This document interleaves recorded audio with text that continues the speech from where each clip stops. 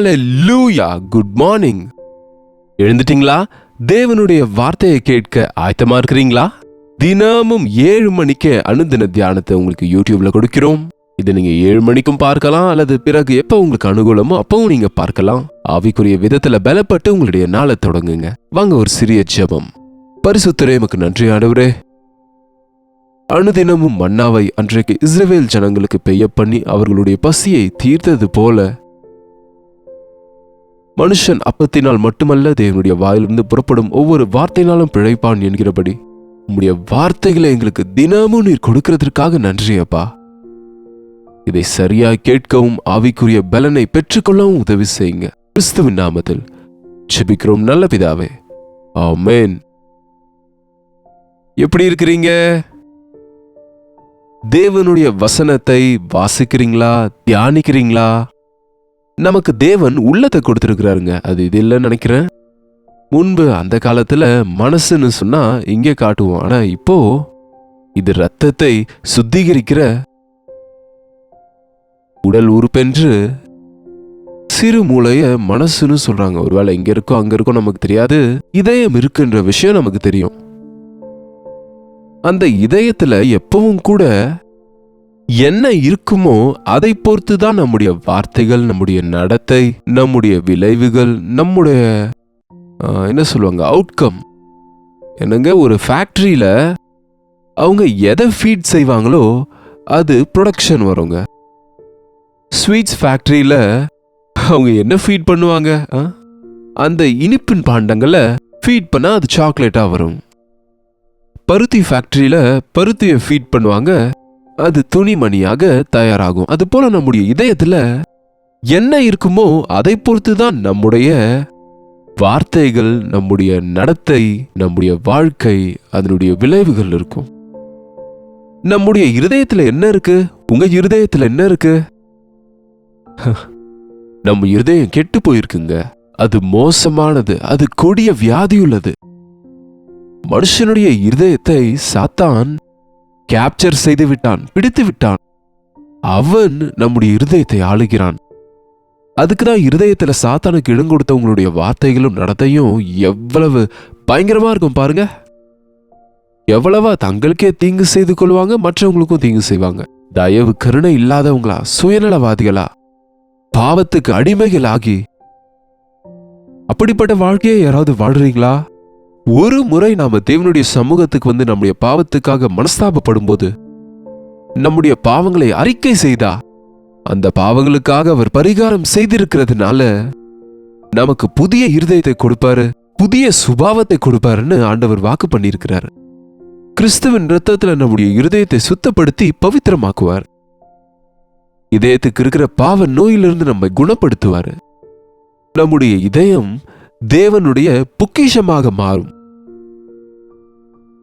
இருதயத்திலிருந்து ஜீவ தண்ணீர் உள்ள ஊற்றுகள் புறப்படுவதனாலே எல்லாவற்றிற்கும் மேலாக இருதயத்தை காத்துக்கொள் என்று வசனம் சொல்லுகிறது.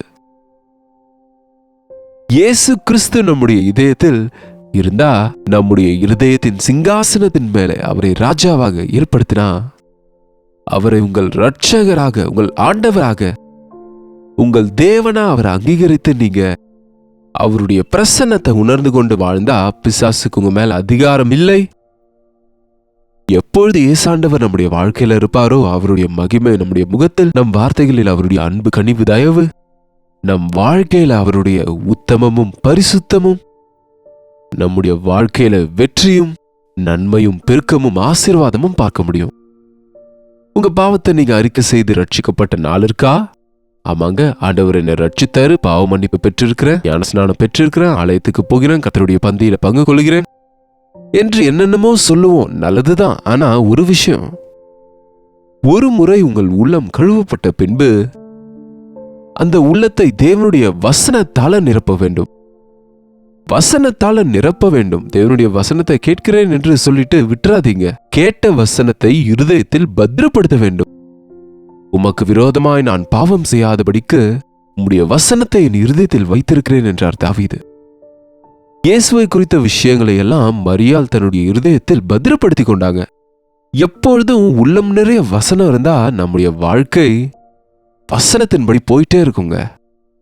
அநேகர் என்ன செய்கிறோம்? பாவத்தை அறிக்கை செய்து புதிய உள்ளத்தை பெற்றுக்கொண்டோம் என்று சொல்கிறோம். பாருங்க, ஒரு நாள் குளிச்சா தினமும் குளிக்க மாட்டீங்களா? ஒரு முறை வீட்டை தொடச்சா திரும்ப துடைக்க வேண்டாமா? எப்போதைக்கு அப்போது நாம ரீஃபில் செய்ய வேண்டாமா? ரீசார்ஜ் பண்ண வேண்டாமா நம்முடைய செல்போனை? நம்முடைய வீட்டில் சமையல் அறையில பொருட்கள் காலியாகும் போது திரும்ப நிரப்ப வேண்டாமா? அப்படியே நம்முடைய ஆவிக்குரிய வாழ்க்கையில கூட தேவனுடைய வசனத்தால் நம்முடைய இருதயத்தை நிரப்ப வேண்டும். அப்படி நிரப்பாவிட்டா, இருதயத்தை வெறுமையா வச்சிருந்தா, ஒரு முறை பாருங்க, திருப்புங்க லூக்காவின் சுவிசேஷம் 11வது அதிகாரம் 24வது வசனம். அசுத்த ஆவி ஒரு மனுஷனை விட்டு புறப்படும் போது, அசுத்த ஆவி, கெட்ட ஆவி, சாத்தான் நம்முடைய இருதயத்தை விட்டு போய்விடுவான். இயேசாண்டவர் நம்ம இருதயத்துக்கு வரும்போது, அவர் ரத்தத்துல நம்ம கழுவப்படும் போது, பிசாசு கெடுத்து போட்ட வாழ்க்கையில இருந்து நம்மை விடுவிப்பார் ஆண்டவர். ஆகையால் பிசாசு ஒரு மனிதனை விட்டு புறப்பட்ட பின்பு வறண்ட இடங்களில் அலைந்து இலைப்பாறுதல் தேடியும் கண்டடையாமல், நான் விட்டு வந்த என் வீட்டுக்கு திரும்பி போவேன் என்று சொல்லி, எப்பா, உங்க இருதயத்தை பிசாசுக்கு 20 வருஷம் கொடுத்தீங்க, 30 வருஷம் கொடுத்தீங்க, 40 வருஷம் கொடுத்தீங்க. அவன் உங்களை பயன்படுத்தி கொண்டான். அவன் உங்க மேல அதிகாரம் செலுத்தினான். உங்க டேலண்ட்ஸ் எல்லாம் அவன் பயன்படுத்தி கொண்டான். உங்கள் அவயவங்களை பயன்படுத்தினான். அவனுக்கு வேற எங்கேயும் இலைப்பாறுதல் கிடைக்காம, என் வீடு, நான் 20 வருஷம் இருந்த வீடு, என் வீட்டுக்கு போவேன் என்று சொல்லி திரும்ப வருவானாங்க. அதுக்குதான் ரட்சிக்கப்பட்டவங்க ஜாக்கிரதையா இல்லைன்னா எக்ஸ் கிறிஸ்டியன்ஸ் ஆயிடுறாங்க இன்றைக்கு. விசுவாசத்தை காத்து கொள்ளலன்னா விசுவாசத்தை இழந்து போகிறவங்களா இருக்கிறாங்க. ஒரு காலத்துல ஆண்டவருடைய அன்பை ருசி பார்த்து அதை காப்பாற்றி கொள்ளாதவங்க, நன்றி இல்லாதவங்க, தங்களுடைய இருதயத்தில் ஆண்டவருக்கு இடம் கொடுக்காம வசனத்தால நிரப்பாதவங்க பரீதமான செய்கைகளை செய்யறவங்களாயிடுறாங்க. எஸ்ங்க, அசுத்த ஆவி ஒரு மனுஷனை விட்ட பின்பு நான் விட்டு வந்த என் வீட்டுக்கு போவேன் என்று சொல்லி வந்து அந்த வீடு பெருக்கி ஜோடிக்கப்பட்டிருக்க கண்டு திரும்பி வரும்போது எப்படி இருக்கு இருதயம்? ஒரு காலத்துல சாத்தான் இருந்தபோது இருதயம் மோசமாக இருந்தது, உள்ளம். ஆனா இப்போது கிறிஸ்துவின் ரத்தத்துல கழுவப்பட்டு பெருக்கி சுத்தமா இருக்கு, நிம்மதியா இருக்கு, காலியா இருக்கு. வசனம் இல்ல அங்க, ஆண்டவர் இல்ல அங்க. அங்க தேவனுடைய பிரசன்னத்தால நீங்க நிரப்பவில்லை. அதனால தேவனுடைய வசனத்தினால அங்க நிரம்பி இல்ல. காலியா இருக்கிறத பார்த்து திரும்பி போய் தன்னிலும் பொல்லாத வேறு 7 பொல்லாத ஆவிகளை கூட்டிக் கொண்டு வருகிறது. சூப்பரா இருக்கே இப்ப இந்த இருதயம் எனக்கு, நான் கெடுத்து போட்டது இப்போ நல்லா இருக்கேன் என்று சொல்லி தன்னிலும் பொல்லாத வேறு 7 ஆவிகளை கூட்டிக் கொண்டு வந்து அதிலே அது தங்கி இருக்குமாங்க. நான் ஒருவனா இருக்கும்போது என்னை துரத்திட்டீங்க, இப்ப நாங்க 7 பேரை கொண்டு வந்தா என்னோட சேர்த்து நாங்க மொத்தம் 8 பேரு.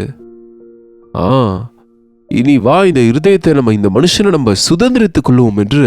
அதுக்குதாங்க அப்படி கெட்டு போறாங்க. அதுக்குதான் இருதயம் கழுவப்பட்டு இயேசுவை ஏற்றுக்கொண்டு ஞானஸ்நானம் பெற்றவங்க கூட திரும்பி பிசாசுக்கு இடம் கொடுப்பதனால, தங்களுடைய இருதயத்தை காலியா வைத்ததுனால எவ்வளவு பயங்கரமா மாறுகிறாங்க என்பது, எவ்வளவு சீர்கேட்டு போறாங்க என்பது நம்ம பார்த்து கொண்டே இருக்கிறோம், கேட்டுக்கொண்டே இருக்கிறோம். ஜாக்கிரதையா இருங்க, ஜாக்கிரதையா இருங்க. உன்னுடைய உள்ளத்தை வசனத்தால நிரப்புங்க.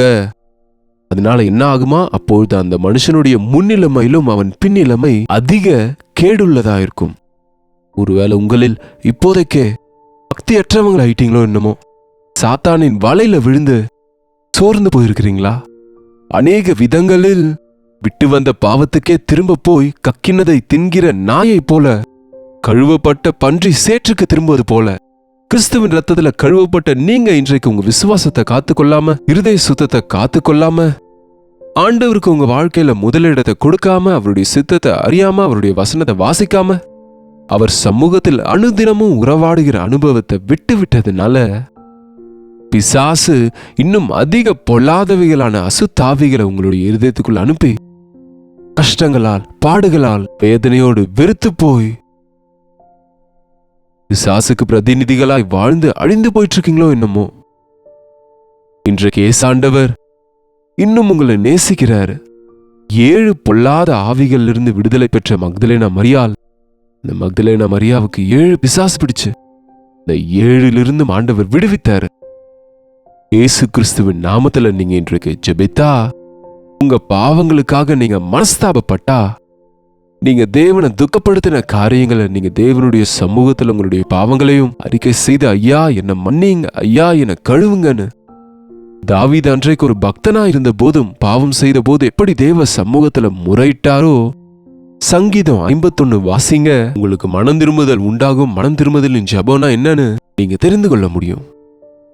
ஆண்டவர் சமூகத்துல விழுந்து கழுவுங்கப்பா, என்ன கழுவுங்க, என்ன கழுவுங்க, உம்முடைய சந்நிதியிலிருந்து என்னை தள்ளிவிடாதேயும், உம்முடைய பரிசுத்த ஆவியை என்னிடத்திலிருந்து எடுத்துக்கொள்ளாதேயும், திரும்பவும் எனக்கு ரட்சிப்பின் சந்தோஷத்தை கொடுங்கப்பா, உடைந்து நொறுங்கிய உள்ளம் உமக்கு இஷ்டமான காணிக்கை என்று மனம் கசந்து தன்னுடைய பாவங்களை ஒப்புக்கொண்டு ஆண்டவரோடு சமாதானப்பட்டதின் மூலம் மன்னிக்கப்பட்டாருங்க, விடுவிக்கப்பட்டாரு. அதற்கு பின்பு உத்தமமா வாழ்ந்தாருங்க. திரும்ப கொலை செய்யல, திரும்ப விபச்சாரம் செய்யல, திரும்ப தேவனை துக்கப்படுத்தவில்லை. அந்த உரியாவின் மனைவியின் விஷயத்தை தவிர மற்ற எந்த விஷயத்திலையும், எல்லா விஷயத்திலையும் தாவீது உத்தமமுள்ளவரா இருந்தாரு. அவன் என் இருதயத்துக்கு ஏற்றவனாக, என் இருதயத்தின் நினைவுகளை நிறைவேற்றவனாக இருந்தார் என்று புதிய ஏற்பாட்டில் ஆண்டவர் அவரை குறித்து புகழ்ந்திருக்கிறாரு. சீர்கெட்டு போயிட்டீங்களா? சபைக்கு போறதில்லையா? செபிக்கிறது இல்லையா? இப்போ திரும்ப அந்த கெட்ட பழக்கங்களுக்கு அடிமை ஆயிட்டீங்களா? குடிகாரர் ஆயிட்டீங்களா? பாவத்துல விழுந்துட்டீங்களா? மதியினத்துல விழுந்துட்டீங்களா? தேவனை மறந்துட்டீங்களா? தேவனுக்கு எதிர் திரும்புறீங்களா? தேவனை தூஷிக்கிறீங்களா? ஐயோ ஐயோ ஐயோ! உன்னில இருக்கிற அந்த அசுத்த ஆவிகள் உன்னை அவ்வளவு சீர்கெட்டு போக உன்னை நடத்துது என்று உணர்ந்து நல்லது செய்ய நினைக்கிறோம். ஆனா செய்ய முடியலன்னா நம்ம மேல வேற ஏதோ ஒரு தாக்கம் இருக்கிறது. அசுத்த ஆவி இருக்கா, பேய் இருக்கான்னு கேப்பீங்களா? இருக்குங்க. பேயும் இருக்கு, கடவுளும் இருக்காரு. பேய்கள்னா தேவன் செய்த தூதர்கள் தான். விழுந்து போய் தேவனுக்கு எதிர் திரும்பி அசுத்த ஆவிகளாய் மாறி தேவன் நேசிக்கிற நம்மை அழிப்பதற்காக நம்மையும் கூட பிசாசுக்காக செய்த கிணி கடலில்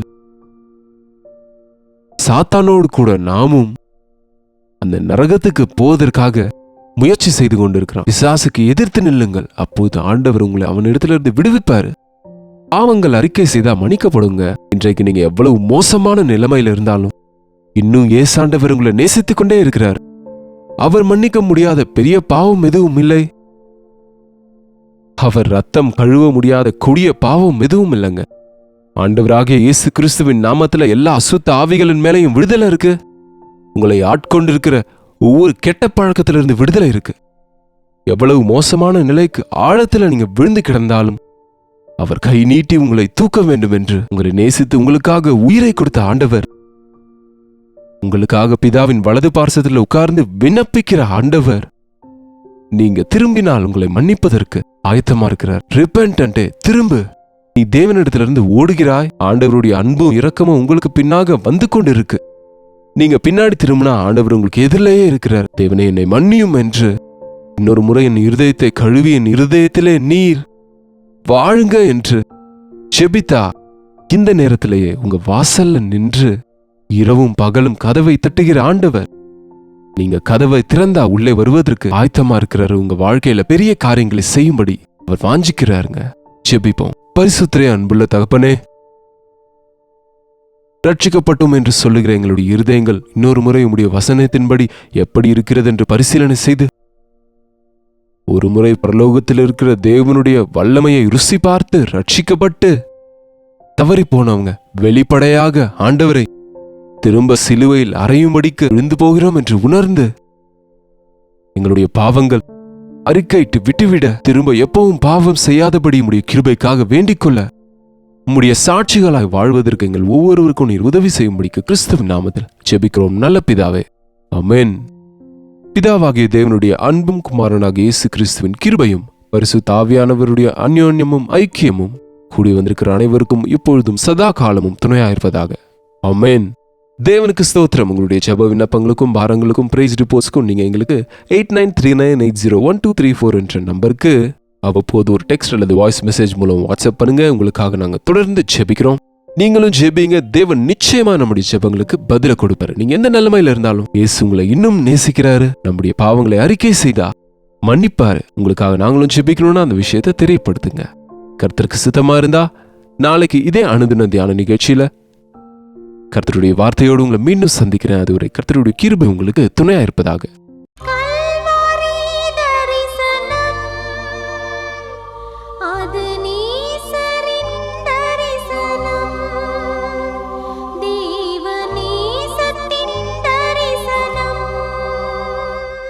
கல் ஒவ்வொரு நாளும் வசனம் தியானிப்பேன். ஒவ்வொரு காலையிலும் உம்மை சந்திப்பேன். ஒவ்வொரு நாளும் வசனம் தியானிப்பேன். ஒவ்வொரு காலையிலும் உம்மை சந்திப்பேன். என்னோடு பேசும் தெய்வம் நீ, இன்றும் என்னோடு பேசிடும். வார்த்தை ஜீவன் உள்ளது, இன்றே என் வாழ்வை மாற்றிடும். அனுதின தியானம்